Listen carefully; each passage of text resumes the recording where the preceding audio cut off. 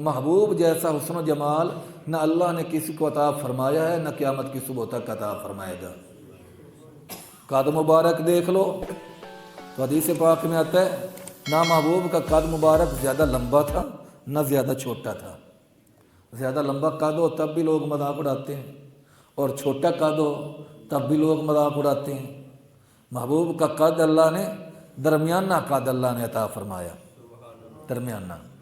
لیکن اس کے باوجود صحابہ کرام فرماتے ہیں قد مبارک آپ کا درمیانہ تھا، اور لمبے لمبے قد والوں کے ساتھ جب آمنہ کے لال چلتے اور جب محبوب ان کی محفل میں بیٹھتے تو صحابہ کرام فرماتے ہیں سب سے بلند سر آمنہ کے لال کا ہی نظر آتا تھا۔ وجہ کیا تھی؟ وَرَفَعْنَا لَكَ ذِكْرَكَ، وَرَفَعْنَا لَكَ ذِكْرَكَ۔ باقی سطح زمین پہ بیٹھے ہیں، آمنہ کے لال صلی اللہ علیہ وسلم کسی گڑھے میں بھی بیٹھے ہوتے تھے تو محبوب کا قد مبارک اور محبوب کا سر کی چوٹی مبارک باقی حضرات سے بلند نظر آتی تھی۔ قد درمیانہ دے کر بھی اللہ تبارک و تعالی نے ظاہری بلندی بھی عطا فرمائی تھی، باطنی بلندی بھی عطا فرمائی تھی۔ اسی طریقہ پر صحابہ فرماتے ہیں کہ محبوب کا ناک مبارک یہاں سے کچھ اٹھا ہوا تھا، اور جہاں سے اٹھا ہوا تھا یہاں سے نور کی اتنی لاٹیں نکلتی تھیں کہ اندھیری رات میں اگر مدینہ کی گلیوں میں چلتے تو اس نور کی وجہ سے گلیاں منور ہو جاتی تھی، روشن ہو جاتی تھی۔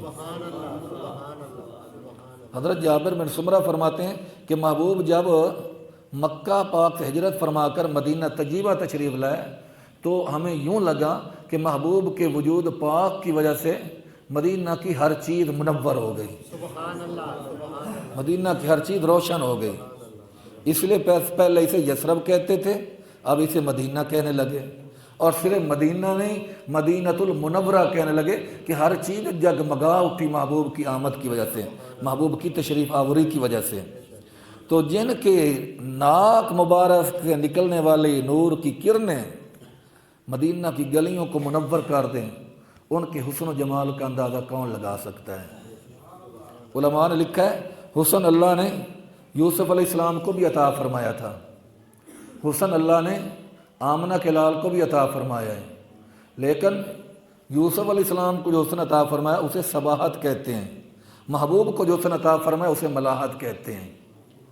صباحت کا معنی کہ جب آدمی سامنے آئے تو بالکل حیران رہ جائے، تعجب میں پڑ جائے، اتنا حسین، لیکن جوں وقت گزرتا جائے دل کو تسلی ہوتی جائے اور دل اس کا رکتا جائے، ٹھہرتا جائے۔ جس طرح یوسف علیہ السلام کو حسن تھا، اچانک عورتوں نے دیکھا تو ایسے ہی مبہوت ہوئیں، وَقَطَّعْنَ أَيْدِيَهُنَّ، پھل کاٹنے سے انگلیاں کاٹ بیٹھی، لیکن اس کے بعد روزانہ دیکھتی تھی حضرت یوسف علیہ السلام کو، کبھی انگلیاں نہیں کاٹی، کبھی بھی انگلیاں نہیں کاٹی۔